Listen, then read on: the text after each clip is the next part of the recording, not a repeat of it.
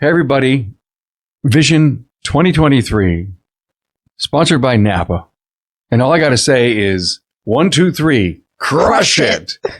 And that was my friend, Maryann Croce from Croce Transmissions in Norwalk, Connecticut, and small business Vantage.com business coach. Hi. Hi, Carm. Before we planned to go, she says, I think I was in episode 20.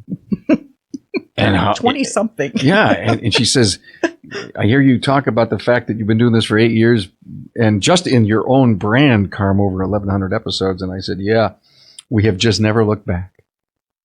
Yeah, it's amazing.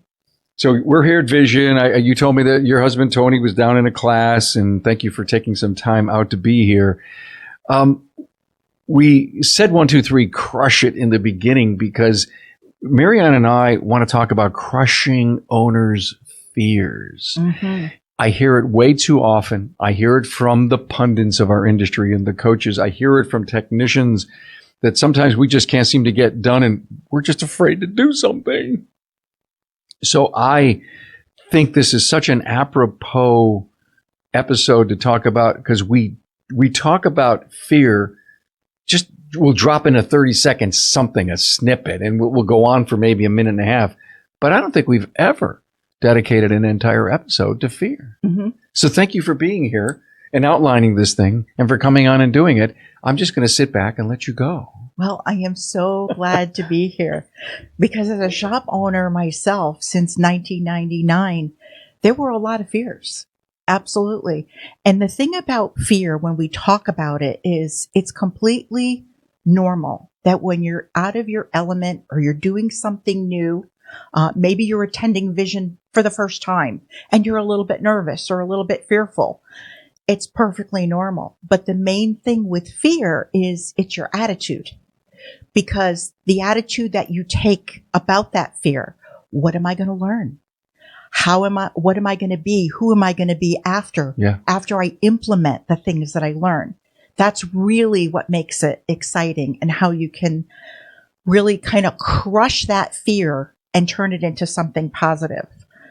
In 2014, I wanted to develop myself as an owner and a leader in my business. So I know you have many guests on your show who were certified in some type of leadership training. And I decided to do that as well. So I became a 90-day year certified partner and never looked back. And now I'm able to share it and bring some of it, here today, share it with the industry. By the way, you've got great wisdom. Every time I have you on the show, anytime I've ever chatted with you, I think you're wise beyond your years because you're just a young woman. Well, yeah. Wise beyond your years. Right. I'm not a young woman. How does Tony put up with you? Oh, he's a great support. He really is. I know he is. Yeah. Go, Maryann. Go. He listens. That's a whole nother episode, husband and wife working together. Yeah. We just did one, actually. Yeah. Yeah. Those are great. Aren't they? Oh, I love them. They are. I love them. We expose everything. So many times we convince ourselves because we're so afraid of things that we start believing ourselves, don't we? Yeah, we let that fear take over and we let all of the stories that drive that fear. Because we want, in the end, the business to thrive. And I found that when the business thrives, what happens is it helps you both personally and professionally. It helps everyone. It helps your customers. It helps your suppliers, your vendors. It helps your team. It helps everyone. So that's the goal. And some people use the word balance to get the business to thrive. They're like, okay, that's more like a balance that you're talking about. But for me, it's like fulfillment. I feel like the business is rewarding. My personal life is rewarding. And so it's both personal and professional. But let me stop you for a moment. Fulfillment, rewarding, you got to work at that, though. Oh, absolutely. It just doesn't, I'm going to hang around. I'm just going to wait to be fulfilled. I'm sorry. No. You have to go for it. Yeah, you do. So you got to crush the fears. You probably won't find fulfillment or any rewards if you're always afraid to do something. The fear can hold you back. Yeah. Absolutely paralyze you. I love the analogy. If you don't find what you do rewarding, if you don't find fulfillment in the daily grind, what the hell you keep doing it for? Mm-hmm. Yeah, when I talk to owners, when I talk to clients, those are some of the things that actually show up. And I go over the 3 things that I think are really important for your business to be able to thrive. And it's the business has to be profitable, it has to be sustainable, and it has to be enjoyable. So if it's profitable, here's the cool thing about that is you can reinvest. And I say reinvest because you already invested a lot into your business. But look at this as being able to reinvest, updating equipment, benefits. It could be pay for your team. It could be more training. You can give back to your community. There are so many different ways that you can reinvest in your business. I don't think enough shop owners realize that new salaries come from profit. Mm-hmm. They just think, well, I'm going to just pay somebody more. And guess what? If you don't make enough adjustments in your business to your margins, to your labor rate, then you're just going to keep making less and less money. So the more money you make, because you're running a great business, you're doing all the things right up on the top line of the P&L, then when that profit is there, you can share through so many other things, improved benefits, new equipment, and improved salaries. You brought up a good point with numbers. If you know your numbers and you understand your numbers, then what happens is you go from being in doubt and questioning a lot of things to now you're more confident. And that's huge when you understand and you know those numbers. That's just, it's a game changer. And what else happens is when you become sustainable, your business is now independent of you. The business is not you. And this is what I see a lot of owners feeling like they are the business. So now with the business being separate from you, it is definitely more opportunities for you. And the cool thing about this is you have systems, you have processes in place. And a lot of times people will say to me, yeah, but that's a lot of work. Like I know what I want done, but to really formalize it. But here's what I say. Isn't micromanaging a lot of work? Because a lot of times that's what we're doing now, right? We're micromanaging, and that takes a lot of time, a lot of effort, and it costs a lot of money. So you go from micromanaging to now being in control. The excuses and the micromanaging. Mm-hmm. Well, I should rephrase that. Micromanaging is the excuse never to leave the business. There are some people that either don't trust their people, haven't assigned them any new responsibilities and watched them grow, and all they do is they go into the grind every day. I mean, I don't care who I've had on my show. These super successful 1%ers, they'll all tell you the same thing. They were there once. They thought they were indispensable. They micromanaged so that they had something to do every day to the nth degree. Oh yeah. And I got great people around me. Well, give them more work to do. No, they can't handle it. So we manufacture excuses as to why we can't delegate and rise above it all. And it's all the fear that I won't be relevant anymore. Yeah. And delegate is huge. That's exactly what it is. That is the fear. It's the fear that of not being able to delegate. And they struggle with that because what I hear from owners and clients is, yeah, but you know what, Maryann, it's just easier if I do it myself. By the time I show someone or try to teach someone. So that's one of the excuses that you were talking about. It's just easier if I do it this way. But in the end, they're not empowering their team, right? They're not growing their team. They're not developing their team. And they can't leave as they need or they want to. It's this, I don't know why it just hit me upside the head because I said it just a minute and a half ago, the fear of relevancy. I mean, I want to be able to get up and work every day knowing that I'm in the cauldron of fire. And I love that. And I get off on it. Instead of, we know shops that are open 5 days a week, but the owner only works 4 because he purposefully lets the team be on their own for day 5. And he's still there for 4 days to redirect. He still can be on the phone. He could still use communication tools to be there, but he's got to ultimately, here's the deal. You want to sell your place? There isn't a person in the M&A, mergers and acquisition world that says your place isn't that attractive if you're the star of the show. Absolutely. We want you to be irrelevant, but everybody fears that they'll lose their relevancy. Well, you actually gain more control by letting go. Yeah. And you brought up a good point. With all 3 of these things, your business being profitable, sustainable, and enjoyable, there's something that happens with all of these. And what it is your business is healthier. It's more secure. Like we went through COVID, right? That was really a difficult challenge for a lot of people. But the businesses that were more healthier or more secure and established really were able to weather that a little bit better. You make better decisions. Your decision-making skill improves with these 3 things that I'm talking about. The other thing is business valuation that you were just mentioning.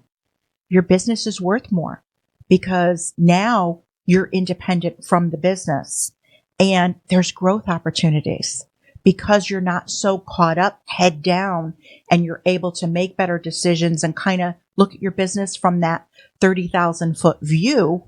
Now, all of a sudden you're like, wow, there's opportunities here that I never realized before that I can take advantage of. Maryann, why do people just continue to want to be in that daily grind? Like you say, with their head down, maybe not their head down. They just love it so much, or they have nothing else that they could do. I mean, they have no hobbies. Maybe him and the wife, they're not talking about, let's just go do something today. Do you have to go to work? Yeah, they can't survive without me. Why? Maybe it's we just can't discover what an alternative would be than going to work. I think it happens very organically. I know for Tony and I, it did. When we first opened our shop, and for many owners that I talk to inside and outside the industry, when you first start your business, you are filled with so much excitement and joy. You're just like on cloud 9 because this is a whole new venture in your life and you're willing to do everything, anything. You'll clean the bathrooms, you'll stay late, you'll go in early, whatever you need to do, you'll do. It's kind of like a high, right? And then what we don't realize is over time, we're creating habits and routines, but those habits and routines actually hold us back. I love what you just said. I've experienced that. It was 7/24 when I opened my business on my own in 82. And I have to tell you, I never thought that I couldn't sustain it. I had so much energy, and it was the right thing at the right time for me to do. You're trying to build a staff, build customers. And if I was still doing that today, I may not be here. And I think there's this sustainability thing that we have to think about, the health side of what we do. And if you've been doing this for 30 straight years and you can't stop, it's like a drug almost. And maybe this episode, maybe you're listening to it with your spouse, maybe you're listening to it with your son or daughter and says, hey, I just listened to this great episode on fear. I think they're talking about me. There's some really good things in here. Can you help me get through this? Asking for help, there's nothing wrong with that. No, not at all. Not at all. I mean, I did it myself, reached out, and it was the best thing that we did because you're getting different perspectives, which is huge. And I don't want to forget here the enjoyable part of this, because you've touched on this, just a few moments ago. When you enjoy what you're doing and you like going in, it fuels you. You like the people that you're around. You enjoy your customers. You get excited again, right? You really love what you're doing. And instead of feeling drained at the end of the day, you actually feel fueled, so that when you do go home to your family, it's not like, okay, I'm spent and I don't have anything left in the tank, right? It's you actually feel fueled. And that is so important to remember, to keep the business enjoyable. I know that, but you've just told the audience, okay, it's okay. But no, I mean, I think the whole thing about the delegation process and trying to make yourself irrelevant in the business and just be its greatest leader in the world, I don't think I can enjoy that. So there's a dichotomy here. If you enjoy it and you're fueled by it, stay at it. But guess what? It's not sustainable. I mean, I guess my point is it's not sustainable for 40 years. Well, here's what happens when you think about the business being enjoyable. Here's the pushback that I get. So there's fears with each and every one of these, right? With your business being profitable, sustainable, and enjoyable. So let's talk about those fears. So with enjoyable, because we just were talking about that part of it. When it comes to that, they're really afraid of stepping into the owner role. A lot of times they're overloaded with all these different tasks because there's so many different areas of the business that need attention. And if they were a former tech or they had another role, maybe when they were working for someone else, now they're in that owner role and they're like, holy crap. I mean, there are so many different pieces of this business that need attention, that need maintenance, and I call it being an overload, right? So all of a sudden, business is not fun anymore. So the struggle there, the fear is focusing on the owner role. So as an owner, your role is to know and understand the financials of the business. If you don't know those, you need to know those, because that is an owner's role. And there's plenty of support and resources for that. The other thing is, what's your messaging? What is your messaging to the public? What is your messaging to your team? And that includes your core values, all of those types of things. But what is being put out there that is about your business? And the last thing is, you always need to be building and nurturing relationships. Whether it's with your customers, your vendors, your suppliers, your team, getting to know them, what motivates them, all of that. And when you do that, you now create a culture where people can grow, where people can thrive personally and professionally, because you're leading by example. So when they leave work, they go home and they feel like this is a good place to be. Hey, let's face it. Your shop management system is the single most important tool in your shop, period. NapaTrax has made selecting the right shop management system easy by offering the industry's best, most comprehensive SMS. Now, it all starts when a local representative meets with you to learn about your business and how you need to run it. After all, it's your shop, so it's your choice, and having local representation is a huge plus. Customizing tracks to your business, whether you're a one-person shop or a large multi-bay or multi-location company, a representative consults with you to help optimize your shop's workflow, efficiency, and profitability.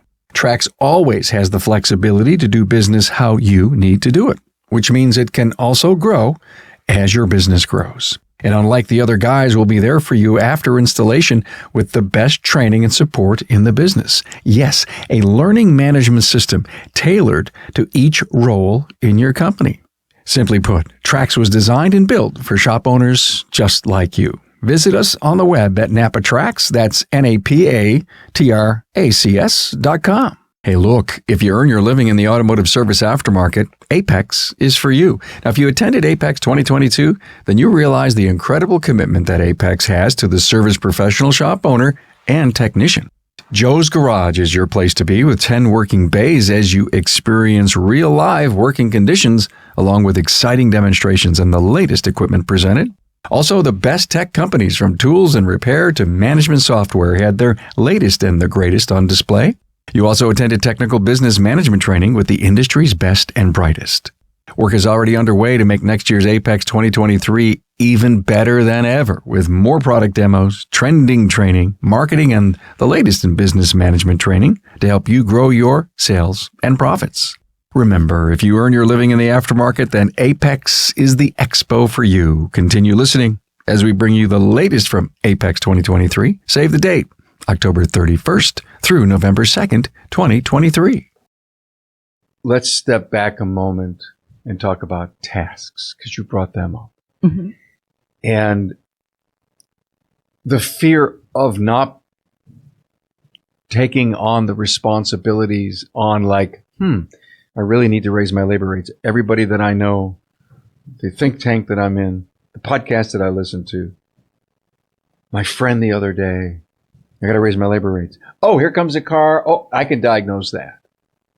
Here comes a letter from the state unemployment office and they want to do an audit. Oh, let me fix this. Oh, front end? Okay, let me handle that. And so we're in this, if you will, ignore phase because we don't want to deal with that. And it is so much a huge part of being a leader and a business person. Because if you ignore certain elements in your business, the additional responsibilities that you have to not only government and finance and banking and at all, you're going to be in a position where you can't sell your business. You're going to have to give it away. You can't hire any great people because you haven't paid attention to the pure business side of the business because you want to be busy. You want to be out there rocking and rolling. And you're putting tasks in front of relevancy or responsibility. Mm-hmm. And I know I'm talking to a bunch of people that are listening. Yeah. I mean, yeah, it's like, it's the grind. You get on the wheel, right, Maryann? The hamster wheel. And you can't get off. Hey, I was there. Everything that I'm saying, I've done myself. I was there. Tony and I opened up our business and he was writing service and I was doing customer service. I was answering the phones. And then I realized how much work was involved with me now doing all the financials for the business. So, wait a minute, but you were in banking before that, right? Right. Yeah. But still, you had to prioritize when the phones were ringing and the customers were walking in, you had to take care of them. Sure. So from 8 to 5, that's what I did. Then after 5, I started working on the financials. And, I was there 8, 9, 10 o'clock at night at times. So I understand all of this, but I've been there. I've done it and I know what it did. I know what it did to me. I know what it did to us. It caused a lot of angst. It caused a lot of stress. But once I said, wait a minute, for me to be a better owner, to be a better leader in this business, this is where I need to work on me. So what did you face? The fear of leadership, the fear of delegation, the fear of... I think for me, it was a letting go. I think I fell into that category where this is our business and this is our baby. Every lever. You had to pull or push every single lever. Yep. And did that build you up, sustain you? I mean, what did it do to you wanting to get up the next day and do it again? Was this enjoyment? Well, for a while there, I felt like I was in burnout. I really did. I felt like I was in burnout. I was exhausted.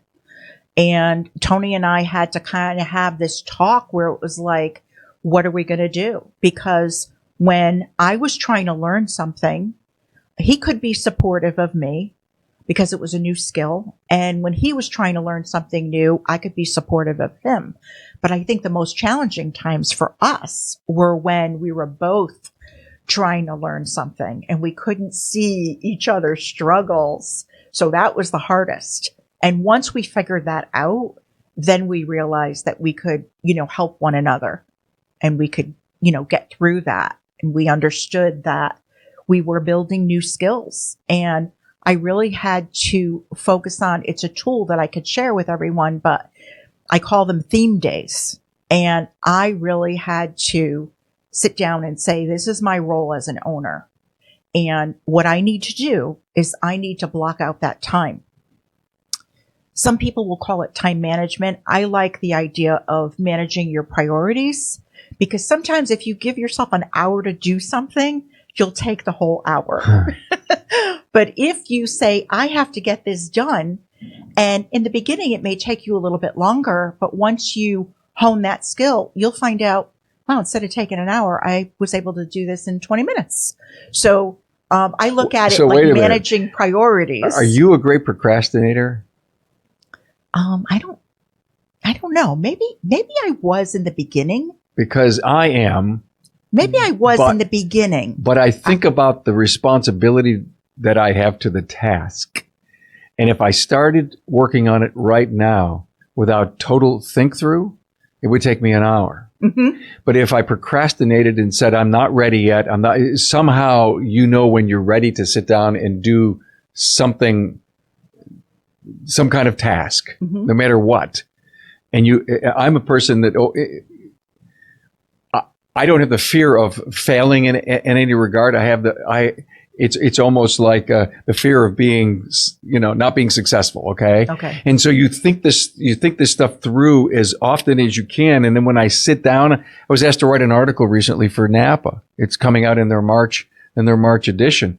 And, is there a deadline? Well, yeah, it's in like 3 weeks. Can you remind me 3 days before?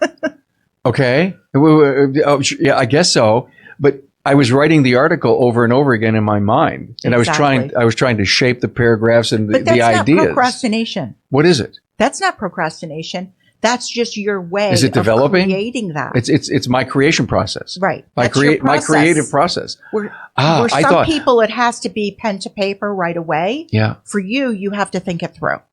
But you're not going 3 days before cold and coming up with everything. You've already started working on it. Yeah. That's just your process. Tracy's here. Do you know that about me? Yeah. She does. Okay. You tolerate it? But everybody's process isn't the same, right? No, it's not. Wow. So let's just jump in with this theme is great. How often we talk about labor rates. Right. So, and getting that right, and the fear of not being able to do that. And every person that I've ever talked to that says, how'd you get over the fear of raising your labor rates? I just did it and it didn't matter. Right. They worked. Push through it. Yeah. And that's what you have to do. You have to face your fear. But I think there's something a little bit deeper, because sometimes these fears that I talk about, they're not so obvious. And one of them when it comes to being profitable, is there's a lot of money stories that people have personally, they've experienced in their life. And sometimes even though you've gone through the training and you sat through or you listened to a podcast, even, a little while after that, those money stories start creeping up. And it could be something that you were taught about money when you were a kid. There's so many different sayings. I mean, we've all heard them. And, the rich get richer type of thing. People that have money, greed is associated with money, all of these different things. So if you've been influenced by that in any way, or it can hold you back. And the funny thing is a lot of these people that don't want to raise their labor rate, for example, they'll say things to me like, well, I really care about my customers and I know the situation that this customer is.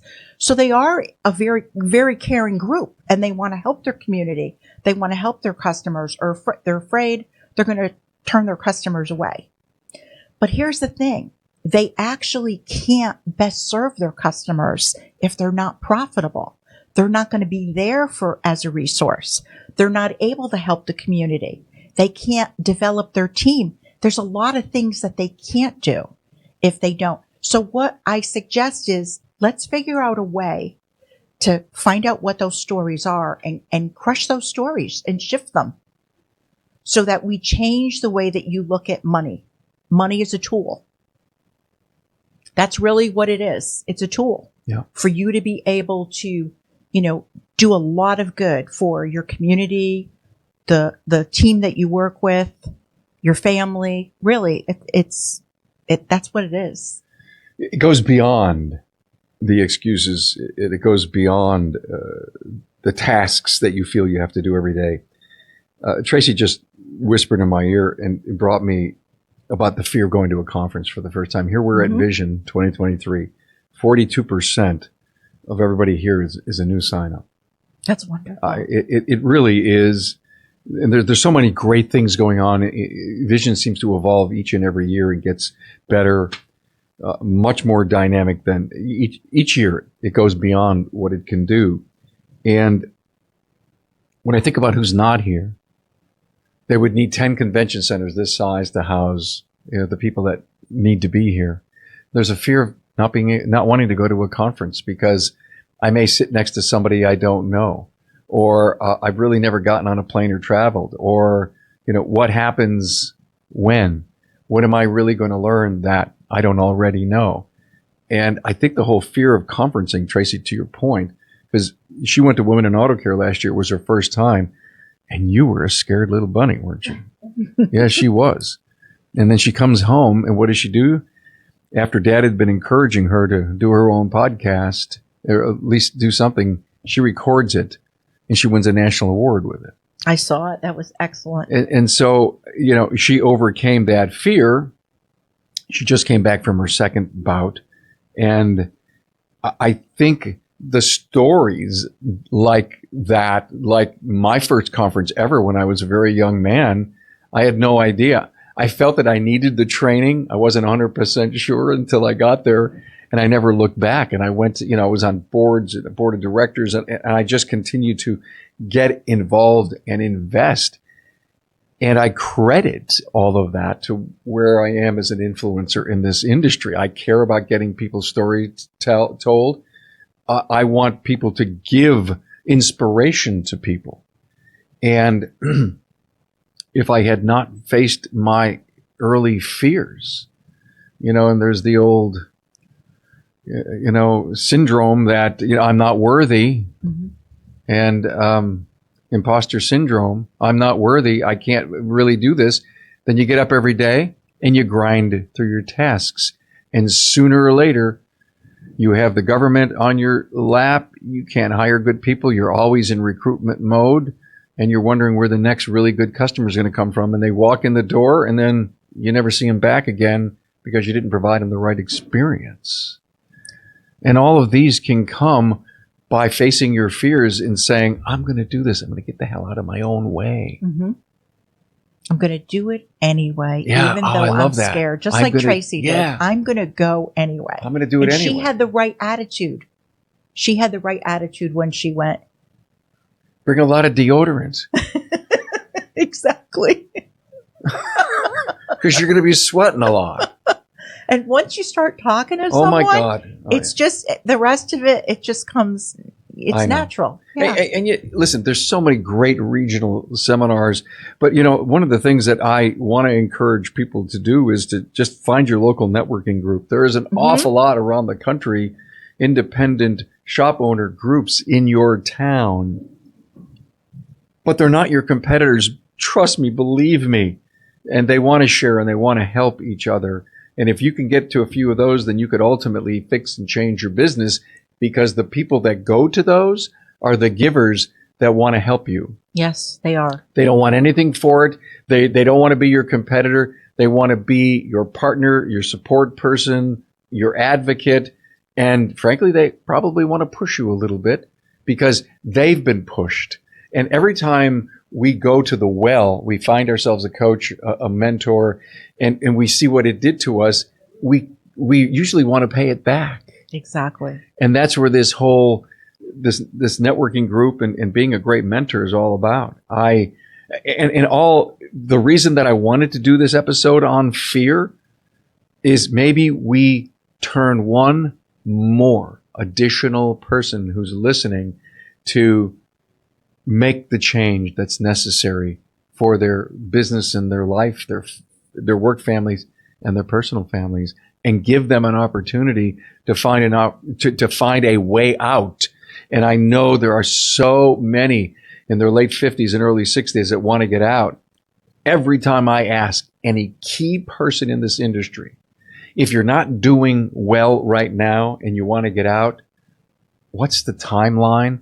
to get a profit and loss statement in front of a potential buyer that they'll want to jump on, they say 5 years. 5 years to fix you and the business. Yeah, I agree with that. Absolutely. So you have to start today because you never know what's going to happen. You may decide that you're 10 years away or you're 5 years away, but what if something happens that was unexpected?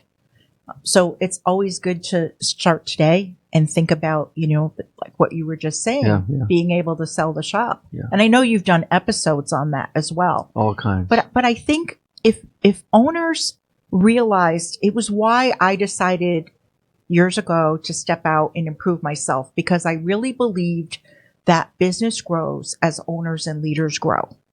And once I started stepping out and I took a lot of training from day one. I went to industry training, loved what I received. It was great information. And I went home and I applied it. That's how I actually took my notes. When I'd be in a class, I would start making notes of how it applies to me, kind of on the side of the notebook, and say, here's what I'm going to do. And then Tony and I would meet before we went home over lunch, over dinner, and we would talk about different things. Like, let's, talk about 3 different things that we're going to go back and do it in bite-sized pieces. But I think that it's not only that business grows as owners and leaders grow, but you grow personally. And that really helps your relationships as well, as well, your personal relationships, and you're happier. Yeah. I love what you said about taking some notes or writing things down. And today, I know we use digital assistants in cell phones, but I'm still a note taker on paper, and then I ultimately transfer that. But I have this really interesting way of taking notes. It's a great idea that I want to pursue, on the line where that, if you will, idea is, I actually draw a little light bulb. And if it's a note to self, I actually put a music note next to it. Oh, I like that. And if it's something I know I need to do now, I write now. So when you go back and you say, oh my God, look at all these notes, you can actually help prioritize based on the symbol you put next to the line. Yeah, I use symbols too, a little bit different, but I like your idea. I think I like yours better than mine. Well, it's okay. You can have that. Yeah. Just That's sign the agreement. Sign the share. licensing. Sign the licensing agreement, and I'll let you have that. But that's a great example. We learn and share. I know.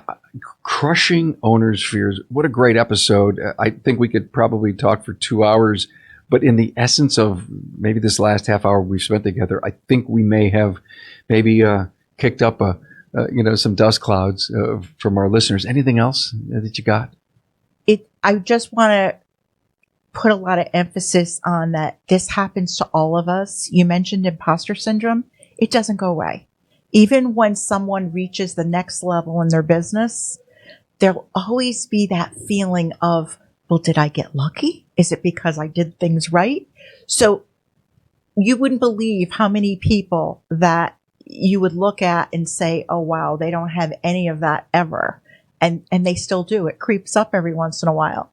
So I think the best advice that I could give, it works for me, it works for a lot of business owners that I know, is face those fears and just do it anyway, because you'll be amazed. Yeah. And let me repeat something you just said about 2 minutes ago. The business grows as the owners grow. And if you're not growing, look in the mirror. Look in the mirror. Maryann Croce, smallbusinessvantage.com, business coach, and Croce's Transmissions, Norwalk, Connecticut, with husband Tony. I hope I see Tony here. Yeah. Yes. Yes, you will. Thank you so much. I'm honored. Thanks for being on the show. Thanks, Tracy. Thanks, Carm.